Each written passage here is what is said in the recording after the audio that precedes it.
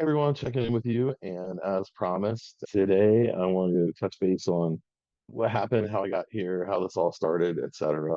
Also, we're testing out some different filming techniques and platforms to use. So we'll see how all that goes. And I would expect to continue to see changes while we dial things in. And I learned how to actually edit videos, hopefully that relatively soon. So just real quickly, born and raised in Baltimore, Maryland, and went to college on the Eastern Shore of Maryland, a school called Salisbury. Fantastic business school. Feel like I got a great education. Graduated from there and had a degree in finance. The first financial firm that I worked for allowed me to pretty much live wherever I wanted, within reason. So my girlfriend at the time and I, we flew around to several different cities and flew out to the Denver area. I remember it was December. It was a perfect day. The weather in Colorado is amazing. People have this misconception it snows and the weather is crappy all the time in Colorado. But you guys keep thinking that. That's what all the people in Colorado would love for me to tell you. Anyway, it's a really, really great place to live, and I do miss it quite a bit. Fell in love with Colorado and spent the last 22 years in Colorado. Have a business in Southwest Denver area in Littleton, and it's right in downtown Littleton. So that's kind of where I grew up professionally and really got to settle in my career path and expand professionally.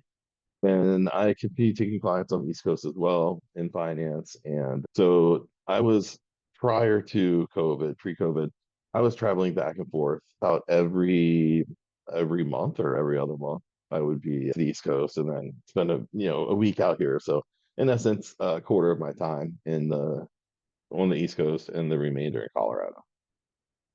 Ultimately, the plan was to go to kind of a 50-50 where I'm in both locations about the same. I have some new young nephews that I want to spend time with who I've, already talked about a little bit. And I just want to be closer with family. I have the flexibility where if I have my laptop and my cell phone, I can pretty much work from anywhere.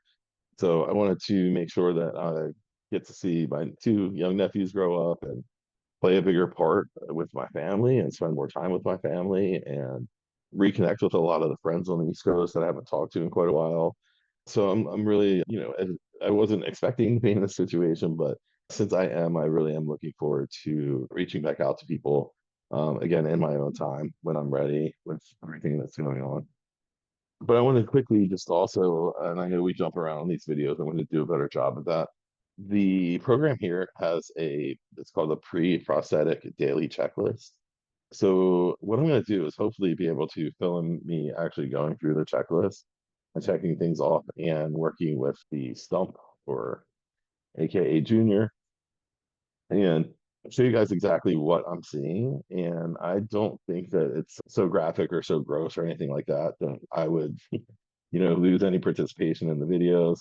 I do have a lot of crazy pictures from when I was dealing with the limb preservation side of things. Um, we're not going to get into crazy picture land on this channel at all. More than likely, I'll just give you guys a link if you want. You can go kind of see what I've been through. It's quite interesting. So, anyway, they do a really great job in terms of breaking things down and making sure that they're teaching you so that you can go and be independent. That's all I wanted to share with you guys is that I'm going to be working with physical therapy and occupational therapy today. I'm going to see how receptive they are to filming, and hopefully, I'll be able to get uh, some filming done and include it in the next video or two. So originally, and you can see with the background here, we got the mountains and so I grew up again in the Chesapeake Bay, Maryland area, south of Baltimore. Lived out in Colorado. Colorado, again, fantastic. Went camping, hunting, fishing. It's an outdoorsman's dream. And the surrounding states are also fantastic. But Colorado, in and of itself, is a really special place. There's so much to see. There's so much public land out there. Pretty much west of the Mississippi, there's so much more public land. I think the statistic is two-thirds of the country is west of the Mississippi, yet three-quarters of the population is east of the Mississippi. Don't quote me on that, but it's somewhere in that range. So I'll get the actual statistics for you. But how I got here. It was October and November of 2023. I was back east and had attended a couple weddings, and then I went back to Colorado and was going to pack some things up for an extended trip out east because I was going to have surgery on my left ankle, which is the unaffected ankle. My right ankle is the one that was amputated, right leg was amputated. So I met with the doctor, pointed out an abrasion that I had on my right foot and just said it was kind of bothering me. He looked at that and said, well, your left foot's going to have to be on hold. And that was really where all the pain was being derived from at that point. And the weak spot in terms of my mobility was my left foot. He said, yeah, we're going to have to adjust this, but relatively pretty much immediately. So he was an orthopedic that was going to be doing my ankle. He said that there was an obvious infection in my right, and he wanted to go in and do INDs, I believe is what they're called. It's incision and drainage of a certain area, a certain wound, specifically to get the infection out. He did that surgery once, and I spent time as an inpatient in Mercy Hospital in Baltimore, was released, and when I went to get wound care, the wound care people in Delaware said, I don't know what the heck we're going to do here. Go back and see the doctor that did the original surgery. So I'm back to the same doctor in Baltimore, and he recommended the same thing. I don't know how we're going to do this, but obviously the wound's not healing, so let's open it up a little bit more. Maybe the infection's a little bit deeper, and get that out of there so you can properly heal. And we'll stitch you all back up. We'll put the antibiotic little beads that they make in the incision, and you should be just fine. So that happened, and then I was in Mercy Hospital for a couple weeks, and it still didn't get better. No one knew what to do at that point. The surgeon didn't know what to do. I was basically sent home from Mercy Hospital, and I went to my parents' house with a, hey, we don't really know what's going on. You're going to have additional treatment. But I had a wound vac at the time, and they said, hopefully things will resolve in your foot, and your foot will heal. Of course, that did not happen. And instead, what happened is there's some very specific things that we'll talk about. This is when I had the hellish care that I keep referencing. So we'll go back and probably talk about that soon. But obviously, things did not improve. And at my parents' house, all of a sudden, it was an evening, and there was a piece protruding out of my foot that was probably about the size of, geez, if I had to say, probably about the size of a small water bottle. So something like this. Okay. And but it's protruding out of the side of my foot. So again, it's this huge thing, and it's black in color, and there's obviously it's ripping its way through my skin. I was bleeding, and I'm freaking out. I have an alien growing out of my foot. I talked to my mom again. She's a retired nurse. She's like, I don't know what the hell to do. So bless my mom's heart. She literally stayed up all night long. And at this point, this is worst case scenario. The surgeries did not go well. I received hellish care. I was like begging for help. No one knew what to do. And so my mom found we have been to University of Pennsylvania, my family, and had great results from University of Penn. They saved my dad's life, and we've had other family in the Penn system as well, and have always been extremely impressed. So my mom found these doctors that specialize in limb preservation. There's two doctors specifically that we'll talk about.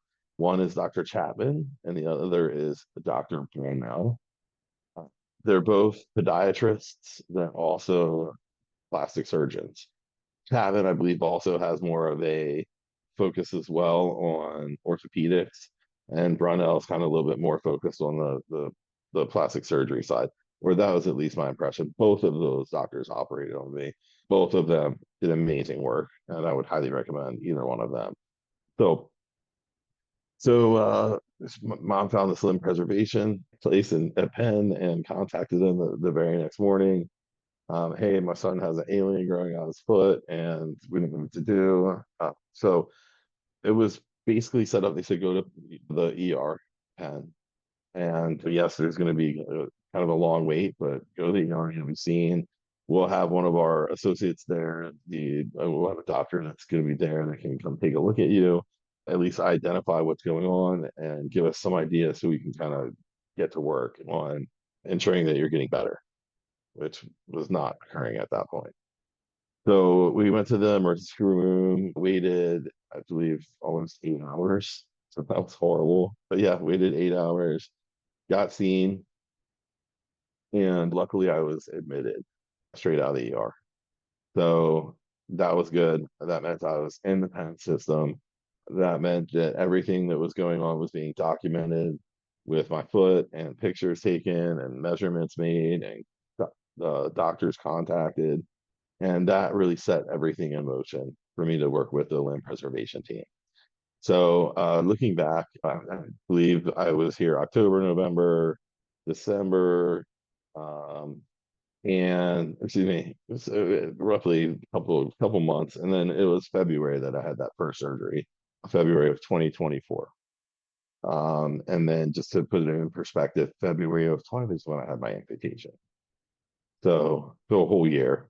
When we go and talk about specifics on the timeline, which you guys will see, I will highlight each kind of major procedure and discuss each procedure. So we'll get more in depth. I just want to give you guys the bird's eye view and say that, I was in the area having a good time, spending time with family, was here for the holidays.